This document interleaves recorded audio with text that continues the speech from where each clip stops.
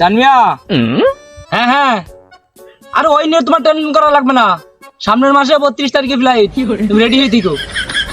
হ্যাঁ আরে বিমানের রং টং করছে তো, রং টং করে তোমারও সময় হয়ে যাবানি, ওই একবারে ঠিক হয়ে যাবানি। ওই আমি এখন রাখো, এখন আমি অফিসে খুব ব্যস্ত। রাখো রাখো। আল্লাহ বাসলাম গো।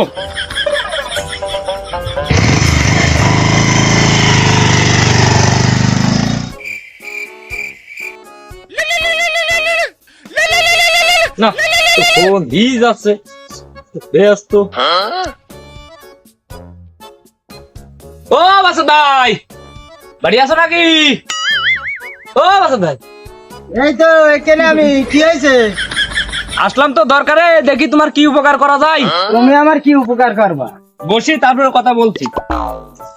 তুমি বলে বিদেশ যাওয়ার জন্য ঘুরছো, টাকাও বলে অনেক টাকা নষ্ট করেছো। অনেক জায়গায় তো ঘুরলাম, কোন জায়গায় তো কাজ হচ্ছে না।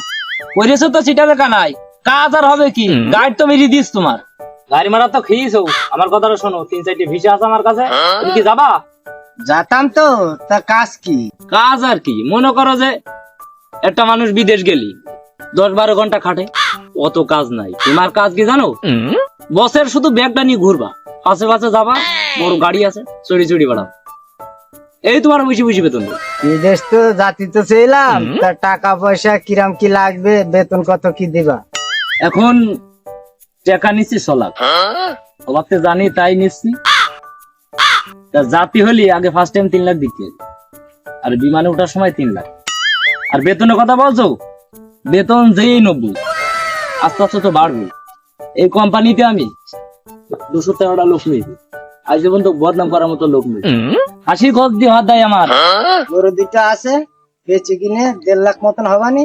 আর লোকের কাছে ধার দেনা করে 50,000 2 লাখ তোমার দিবানি। আর ওই বিমানে ওঠার সময় 50 দিবানি।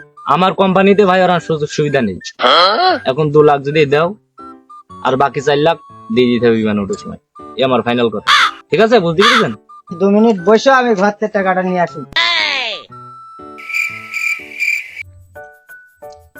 1.5 লাখ টাকা ছিল, এই 1.5 লাখ টাকা দিলাম, কোনো হেরফের যেন না হয়। বললাম 2 লাখ দিয়েছি, আবার 1.5 লাখ দিলে আবার বেঁধে রাখলে। বুদুর কোম্পানি নেই আমার। আচ্ছা যা দিয়েছো ভালো হয়েছে, বাকিগুলো বলে একদম বিমানে ওঠার সময় সব দিয়ে দিতে হবে ভাই। আমি বলো ভোগী পছন্দ করি না।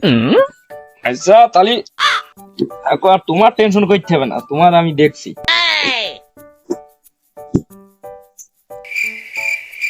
মাল ভালোই হয়েছে, ওই দিক থেকে 5-6 জায়গায় দিয়ে গেলাম, 25-26 লাখ হয়েছে। আর এই 1.5 লাখ কি ডার ঠেকাই কানাডায়। আর আসবো না বাংলাদেশ। ওই বিদেশের ব্যাপারে তো কথা মতো বললাম, তা এখন তো সে ফোনও ধরছে না। দেখি ফোন দিয়ে কি হয়। না, ফোনও ধরছে না। ফোন চিটারের কানায় বললাম গো, ফোনটাও রিসিভ করছে না। এবার বোধহয় টাকা পয়সা গুলো মারি যায়, এবার বোধহয় আমার ভিক্ষের তালা হাতেই নিতে হয়। ओ टूटा टूटा एक परिंदा